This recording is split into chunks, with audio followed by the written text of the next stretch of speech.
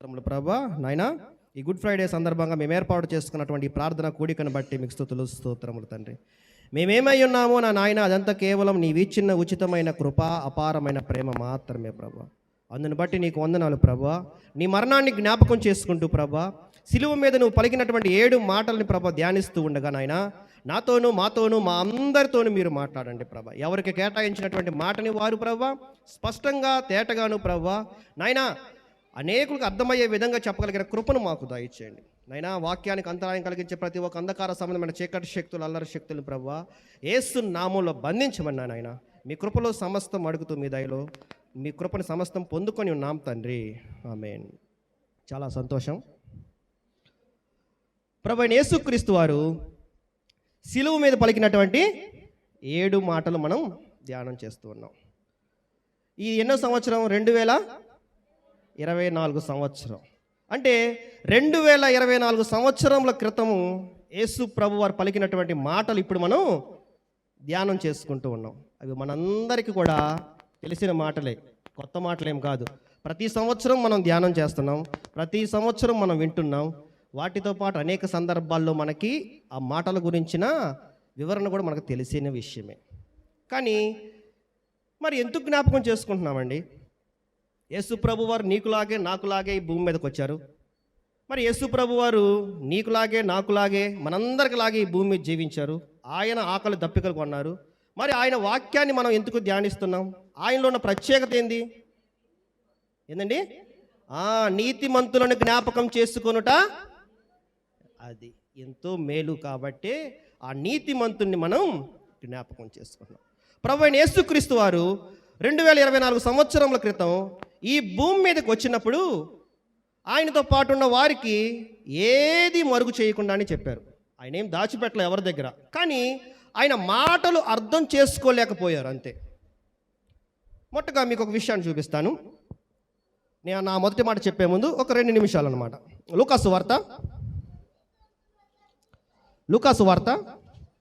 9వ అధ్యాయం. లూకాసు వార్త 9వ అధ్యాయం 22వ వచనం చదువుదాం.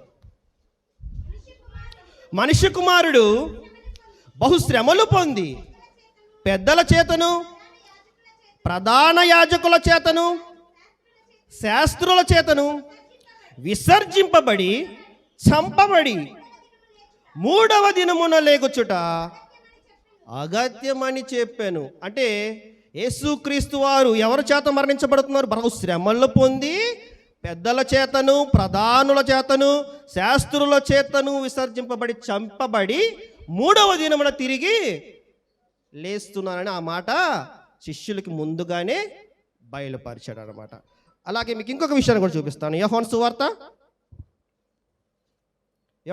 10వ అధ్యాయం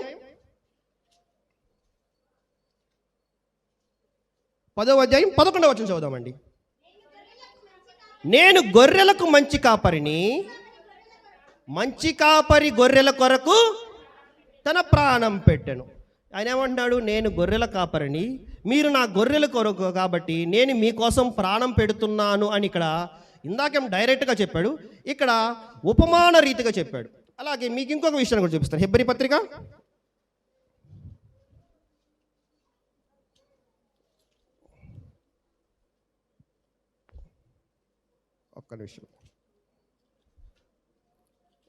9వ అధ్యాయం. హెబ్రీ పత్రిక 9వ అధ్యాయం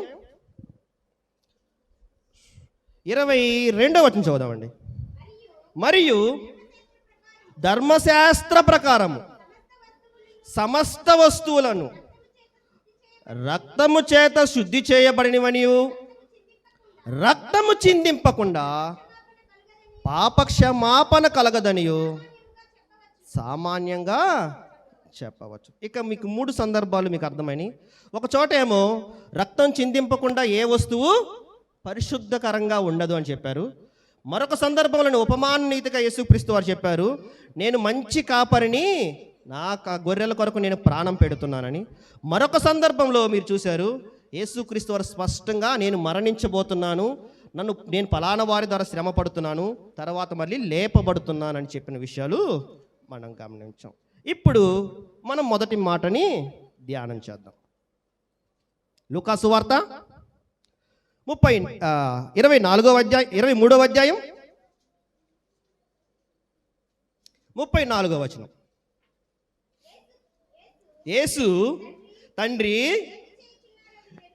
వీరేమి చేయుచున్నారు వీరెరుగను గనుక వీరిని క్షమించమని చెప్పాను. మనందరికీ ఈ విషయం తెలిసిందే. వీరేమి చేయుచున్నారో వీరికి తెలియదు గనుక వీరిని క్షమించుడి. ఆ సందర్భంలో ఎవరికి క్షమించమని చెప్పారు? యేసు ప్రభు వారు ఎవరికి క్షమించమని చెప్పారు? అక్కడ ఉన్నటువంటి సందర్భంలో ఉన్న వారిని క్షమించమని చెప్పారు అని చెప్పని మనందరం అనుకుంటున్నాం. ఆయన ఏది మరుగు చేయలేదు. నేను చనిపోతున్నానని చెప్పాడు. నన్ను చంపేవాళ్ళు పలానా వాళ్ళని చెప్పాడు. మనమేమనుకుంటాం ఈ విషయాన్ని చూసి? ఓహో, యేసుక్రీస్తు వారిని ఎవరైతే సిలువ వేశారో వాళ్ళ కొరకు యేసు ప్రభు వారు ఈ మాట అన్నాడేమో అనుకుంటాం. ఆయన గురించి ఆ మరణశిక్ష విధించిన పిలాతు గురించి చెప్పాడు అనుకుంటున్నాము. ఒకవేళ యేసుక్రీస్తు వారు ఎదుట ఉన్నటువంటి ఆ శాస్త్రుల గురించి చెప్పారనుకుంటున్నాము, ఆ పెద్దల గురించి చెప్పారనుకుంటున్నాము. లేకపోతే అక్కడ ఉన్నటువంటి మిగిలిన వాళ్ళ గురించి, ఆయన ఎవరైతే బాధించారో వాళ్ళ గురించి మాత్రమే ఈ మాట చెప్పారనుకుంటే మనం పొరపాటే. అక్కడ అనేక మంది శిష్య జనాంగం కూడా ఉన్నారు. మీకు ఒక్క విషయం అక్కడ చూపిస్తాను చూడండి. లూకా సువార్త 23వ అధ్యాయం 27వ వచనం చదవండి. గొప్ప జన సమూహమును ఆయన గూర్చి రొమ్ము కొట్టుకొనుచు దుఃఖించుచున్న చాలా మంది స్త్రీలను ఆయన్ను వెంబడించిరి. యేసు వారి వైపు తిరిగి, యెరూషలేము కుమార్తెలారా, నా నిమిత్తము ఏడవకుడి, మీ నిమిత్తము మీ పిల్లల నిమిత్తము ఏడువడి. యేసుక్రీస్తు వారు మనం ముందే చెప్పుకున్నాం ఏమని? తన మరణాన్ని బయలుపరిచారు, మరుగు చేయలేదని. మరి ఆయన మరణం గురించి చెప్పినా కానీ ఈయనే నిజమైన ప్రభువు అని తెలుసుకోకుండా అక్కడికి వచ్చి గొక్కలు పెట్టి ఏడుస్తున్నటువంటి వారందరి గురించి ఏమంటున్నాడు ప్రభు? మీరు మీ నిమిత్తము మీ పిల్లల నిమిత్తము ఏడవండి అని. ఈ 40 రోజులు శ్రమ చేశారు. ఎవరికి శ్రమలండి? మీరు చేసిన ఈ 40 రోజులు ఎవరికి శ్రమలు? చనిపోయి 2024 సంవత్సరాల క్రితం లేచిన యేసు ప్రభుకి అనుక్షణం మీరు సిలువ వేస్తుంటే అప్పుడెప్పుడు అన్న మాట ఇప్పుడు మనకి ఉపయోగపడిద్ది అనమాట. తండ్రి వీరేమి చేయుచున్నారు వీరికి తెలియదు కనుక వీళ్ళని క్షమించాలి. ఎవరికి క్షమించాలి? ఎవరిని? మనల్ని క్షమించాలి. తండ్రి అయినటువంటి దేవుడు ఎప్పుడో మరణించారు. ఆయన అపోస్తులు చేసుకోలేదు ఈ యొక్క గుడ్ ఫ్రైడేని. ఆయన తర్వాత ఉన్న వాళ్ళు ఎవరు చేసుకోలేదు. మనం ఏం చేస్తున్నాం? చనిపోయిన యేసుక్రీస్తు వారికి మరలా మరలా మరలా ప్రతి సంవత్సరం ఆయన్ని సిలువ మీద మరణించాడని చెప్పని ఏడుస్తూ ఉన్నాం. ఆయన ఎవరి కోసం ఏడమన్నాడు? నీ కోసం ఏడువు, నీ పిల్లల కోసం ఏడువు అని చెప్పని యేసు ప్రభు వారు చెబితే, అయ్యా యేసయ్యా నువ్వు మా కోసం మరణించావని చెప్పని యెరూషలేము కుమార్తెల్లాగా మనం ఇంకా ఏడుస్తూనే ఉన్నాం. ఆయన మరణించింది మన కోసమే. ఎందుకు మరణించాడంటే అది కూడా మీకు చూపిస్తానండి. యోహాను సువార్త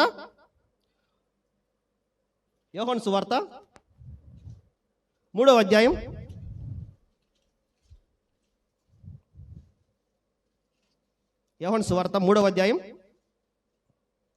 16 నుంచి చదువుదామండి. దేవుడు లోకమును ఎంతో ప్రేమించెను కాగా ఆయన తన అద్వితీయ కుమారుడుగా పుట్టిన వాని యందు విశ్వాసముంచు ప్రతి వాడును నశింపక నిత్య జీవం పొందునట్లు ఆయనను అనుగ్రహించాను. యేసు ప్రభు వారు ఎందుకు అనుగ్రహించాడు? ఈ లోకముని ఎంతో ప్రేమించాడు తండ్రి అయిన దేవుడు. ఈ లోకంలో ఏముంది? పాపం ఉంది, లోపం ఉంది, ఒకరినొకరు మోసం చేసుకోవడం ఉంది. ఈ లోకం మొత్తం ఎలాగుందంటే దుర్నీతి పాలుగా ఉన్నటువంటి ఈ లోకాన్ని రక్షించడానికి ఆయన అద్వితీయ కుమారుడుగా పుట్టిన యాని యందు విశ్వాసం ఉంచి, ఇదివరకు ఏం చేయాలి? మనం చదువుకున్నాం ఇందాక హెబ్రీ పత్రికలో, బలి అర్పించాలి, రక్తం చిందించాలి. ఆ రక్తంతో మనం తడపబడితే మాత్రమే మనలో ఉన్న పాపాలు తీసివేయబడతాయి. అటువంటి కష్టమైన పని చేయడం మీకు కావాలా? సింపుల్గా ఆయన అనుగ్రహించినటువంటి వాడిని యందు విశ్వాసం ఉంచడం కావాలా? ఈ రెండిట్లో ఏ పని కష్టం అండి? మొదటి పనే కష్టం. ఈ లోకమును ఎంతో ప్రేమించను. నిన్ను ప్రేమించాడు, నన్ను ప్రేమించాడు, మనందరినీ ప్రేమించాడు కాబట్టి అయ్యో వీళ్ళలో ఉన్నటువంటి లోపాలు తీసివేయాలంటే ఎన్ని కోళ్ళని బలిగా ఇవ్వాలి, ఎంతమంది పరిశుద్ధుల యొక్క గొర్రెల్ని బలిగా ఇవ్వాలని చెప్పండి దేవుడు తలంచి నీ కొరకు, నా కొరకు, మనందరి కొరకు యేసుక్రీస్తు వారిని ఈ భూమి మీదకి తీసుకొచ్చాడు. ఆయన అన్నటువంటి మాటకు అర్థాన్ని మనం తండ్రి వీరేమి చేయుచున్నారు వీరికి తెలియదు గనుక వీరికి క్షమించడి అనే మాటకి మనం అక్కడ ఉన్నటువంటి శాస్త్రుల గురించో, అక్కడ ఉన్నటువంటి తీర్పేసిన పిలాతు గురించో మాత్రమే కాదు, ఇప్పుడున్నటువంటి మనము కూడా ఈ వాక్యాన్ని మన జీవితంలో అనువదించుకోవాలన్నమాట. ఆయన నీ కొరకు మరణించాడు తెలుసుని నీవు ఇంకా మరలా పాపంలోకి వెళ్తూ ఉన్నావంటే, ఇంకా మరలా యేసు ప్రభు నా కోసం చనిపోయాడని చెప్పని ఈ గుడ్ ఫ్రైడే రోజు ఏడుస్తావు, మళ్ళీ ఇంకో నెల అయినాక మరలా పాపంలోకి వెళ్ళిపోయావంటే ఇంకా నీ స్థితి ఏంది అని చెప్పని మనం గమనించుకుంటూ ఉండాలి. వీరేమి చేయుచున్నారు వీరికి తెలియదు కనుక వీరిని క్షమించుడి. నువ్వు క్షమించబడాలి, నేను క్షమించబడాలి, ఇక్కడ ప్రతి ఒక్కరు క్షమించబడాలని మాత్రమే ఆయన చెప్పాడు, కానీ మరొక ఉద్దేశం ఏది లేదనమాట. అక్కడ ఉన్నటువంటి ప్రతి ఒక్కరూ ఆయన యొక్క ఉద్దేశాన్ని, ఆయన ఇక్కడికి రావాలి, ఈ భూమి మీద మరణించాలి, నీ కొరకు నా కొరకు మరణించాలి, మనం ఆయన యందు విశ్వాసం ఉంచాలి. అదే దేవుడి యొక్క ప్రణాళిక. లోకము తన కుమారుని ద్వారా రక్షణ పొందుటకే గాని లోకమునకు తీర్పు తీర్చుటకు దేవుడు లోకమునకు పంపలేదు. యేసుక్రీస్తు వారిని ఎందుకు పంపించాడు? నీ శిక్షను తప్పించడానికి, నా శిక్షను తప్పించడానికి, మనందరి శిక్షను తప్పించడానికి యేసుక్రీస్తు వారిని ఈ భూమి మీదకి పంపించారు. కానీ మనం ఏం చేస్తున్నాం? గుడ్ ఫ్రైడే రోజు ఏడుస్తున్నాం, మూడో రోజు యేసు ప్రభు లేచాడని చెప్పని గారెలు చికెన్తో తిని సరదాగా తిరుగుతున్నాం. క్రిస్మస్ రాగలి మళ్ళీ యేసు ప్రభు పుట్టాడని చెప్పని మళ్ళీ అదొక రోజు సంబరాలు చేసుకునే విధంగా ఉంటున్నాం. ఈ వాక్యాన్ని మన జీవితాలకి, ఇప్పుడున్న పరిస్థితికి మనం అనువదించుకుంటే మన పరిస్థితి, మన స్థితి ఎలాగుందని చెప్పని మనందరం తెలుసుకొని ప్రేమపూర్వకంగా వెదగాలన్నమాట. మనలో ఏ పాపము లేకుండా, మనలో ఏ దోషము లేకుండా మనం ఆయన రాజ్యాన్ని స్వతంత్రించుకోవాలన్నది మాత్రమే ఆయన ఉద్దేశం. అందుకొరకే యేసుక్రీస్తు వారు ఈ భూమి మీదకి వచ్చారు, బహుశ్రమలు పొందారు, నీ కొరకు నా కొరకు మరణించారు. ఆయన తర్వాత ఉన్నటువంటి మొదటి సంఘం గుర్తు చేసుకోలేదు. ఆయన తర్వాత వచ్చిన అనేకులు ఆయన మరణాన్ని ఈ విధంగా సెలబ్రేషన్ చేసుకోవాలి. ఇప్పుడు ఇది సెలబ్రేషన్ లాంటిది మనలో చేసుకుంటున్నది. ఆచారాలు ఘోరంగా అనుగుణంగా మనం ఎప్పుడో ఒకరోజు యేసుప్రభు వారు చనిపోయారని బాధపడుతున్నాం, ఎప్పుడో ఒకరోజు యేసుప్రభు వారు తిరిగి లేచారని ఆనందిస్తున్నాం, మరొక సందర్భంలో యేసుప్రభు వారు పుట్టినరోజు ఇది అని చెప్పని సంబరాలు చేసుకుంటున్నాం. అనుక్షణం నువ్వు యేసుని ధ్యానించాలి. అనుక్షణం నీలో పాపం అనేది రాకుండా ఆయన నా కొరకు మరణించాడని చెప్పి నువ్వు అనుక్షణం ధ్యానించాలి. ఆయన అనుక్షణం ఆయన మరణాన్ని, ఆయన పునరుద్ధాన్ని మనందరం తెలుసుకోవాలని చెప్పని యేసు ప్రభు వారి భావన. కాబట్టి ఉన్నటువంటి విషయం, తండ్రి వీరేమి చేయుచున్నారు వీరికి తెలియదు గనుక వీరిని క్షమించుడి అని చెప్పిన విషయం ఏంటంటే, నిన్ను నన్ను మనందరి విషయాల్లో ఈ జీవి వాక్యాన్ని అనువదించుకోవాలి. మనందరం క్షమించబడ్డాము, మనందరం క్షమించబడినటువంటి మనము మరొకసారి పాపంలోకి వెళ్ళి మరొకసారి యేసుని సిలువ వేసే విధంగా ఉండకూడదని చెప్పని ప్రభువుని ప్రేమపూర్వకంగా మిమ్మల్ని అందరినీ వేడుకుంటూ నా సమయాన్ని ముగిస్తూ ఉన్నాను. ఆమేన్.